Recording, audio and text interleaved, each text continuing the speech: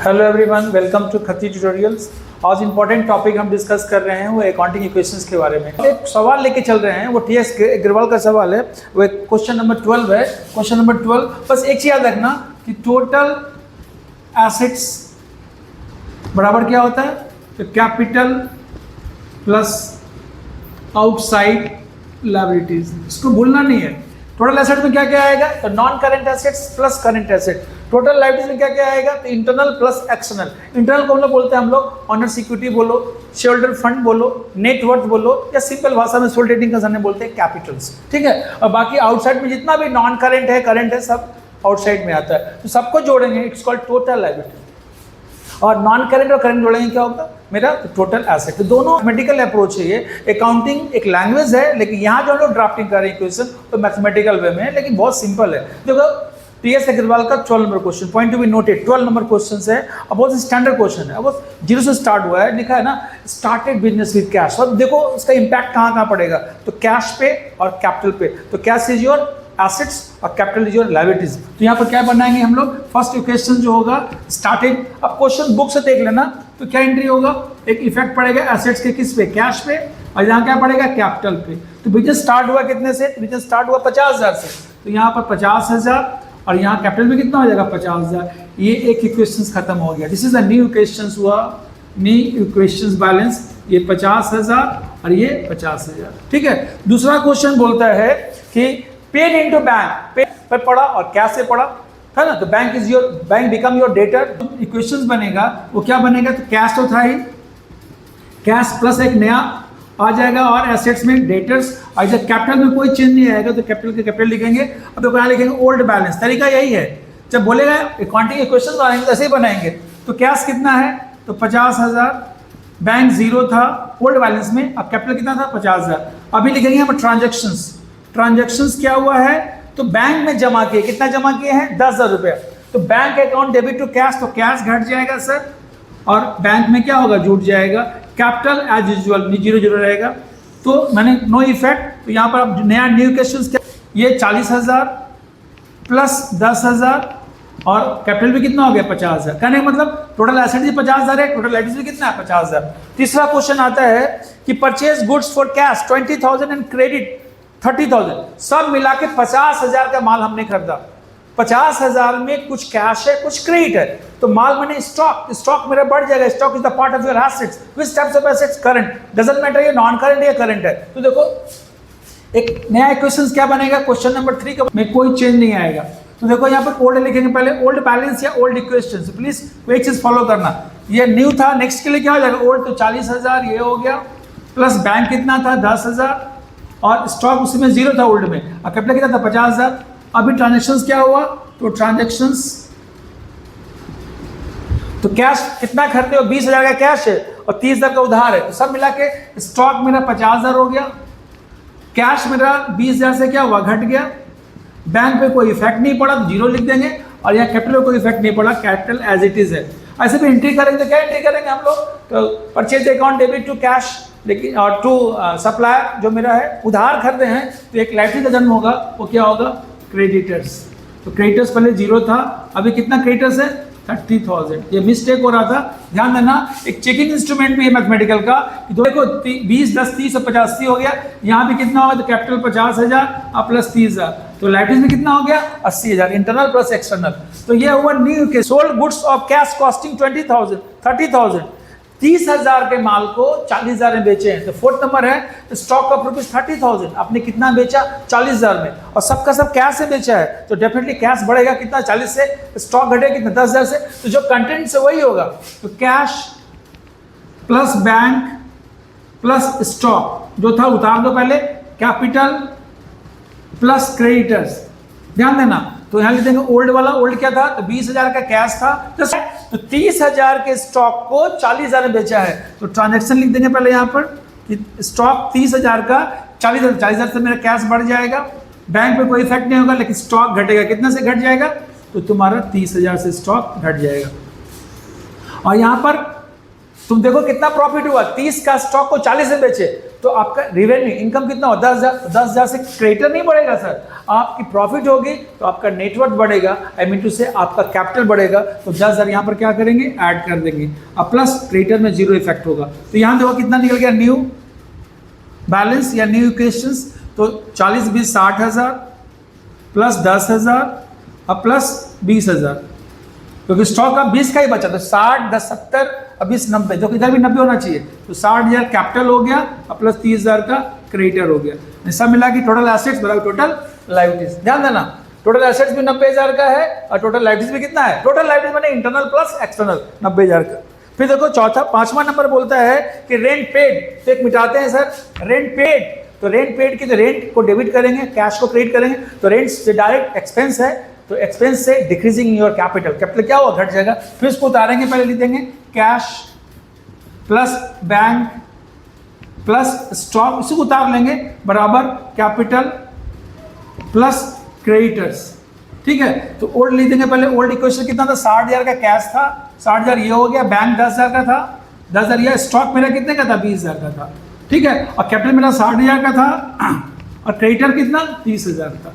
अब ट्रांजैक्शंस क्या हुआ है, अभी ट्रांजैक्शन बोलता है कि रेंट पेड, कितना रेंट पेड किए हैं आप 500 रुपया, तो 500 रुपया कैश में घट जाएगा, माइनस करो या ब्रैकेट में लिख दो, प्लस यहाँ पर जीरो इफेक्ट होगा, स्टॉक भी जीरो इफेक्ट होगा, ठीक है, और कैपिटल भी 500 से घट जाएगा, क्योंकि एक्सपेंस है, तो एक्सपेंस से क्या होगा कैपिटल मेरा घट जाएगा 500 रुपया से, ये जीरो इफेक्ट। तो नया इक्वेशन क्या बन गया, अब नया इक्वेशन बन गया न्यू बैलेंस या इक्वेशन कुछ भी बोल सकते हो, तो यहाँ 59,500, ठीक है, प्लस 10,000 प्लस 20,000, ठीक है।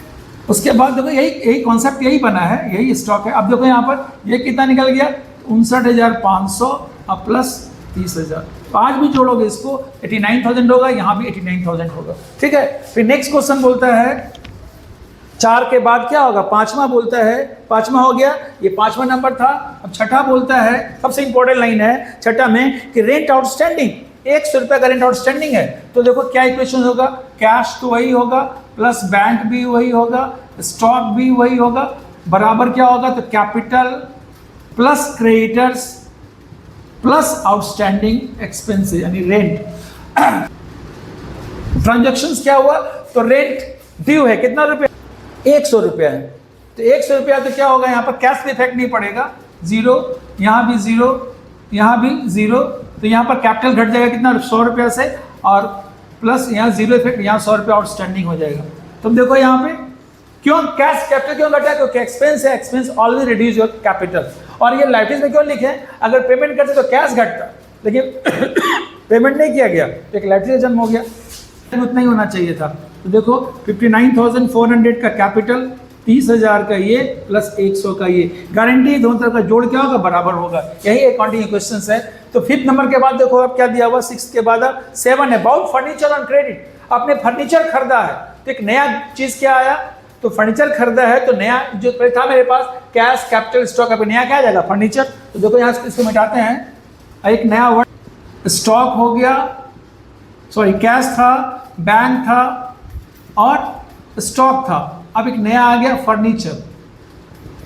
इधर कैपिटल पहले से था प्लस क्रेडिटर्स और प्लस हो गया यहाँ पे आउटस्टैंडिंग रेंट, आउटस्टैंडिंग एक्सपेंसिव, तो उसको पहले लिखना ओल्ड वाले में बता देना, ये 59,500 प्लस 10,000 प्लस 20,000, अब फर्नीचर 00 था, कैपिटल कितना था 59,400 प्लस 30,000 अब प्लस आउटस्टैंडिंग एक्सपेंस कितना था 100, तो जोड़ेंगे तो वही निकलेगा, यहाँ भी जोड़ेंगे तो वही निकलेगा। अब देखो यहाँ पर ट्रांजैक्शंस क्या हुआ, अब इसको मिटा देते हैं ताकि कोई दिक्कत नहीं हो। अब ट्रांजैक्शन तो क्या है कि फर्नीचर खरीदा है, तो ट्रांजैक्शन फर्नीचर खरीदा है, उधार खरीदा था, यहाँ कोई इफेक्ट नहीं पड़ा, बैंक पे कोई इफेक्ट नहीं पड़ा, स्टॉक पे कोई इफेक्ट नहीं पड़ा, फर्नीचर भी इफेक्ट पड़ा। कितना का फर्नीचर खरीदा है, तो 5,000 का फर्नीचर खरीदा है, यहाँ पर कैपिटल पे कोई प्रभाव नहीं पड़ा, क्रेडिटर पे कोई, क्रेडिटर 5,000 से क्या होगा बढ़ जाएगा, और प्लस ये 100 पे कोई प्रभाव नहीं पड़ा, जितना था उतना ही है।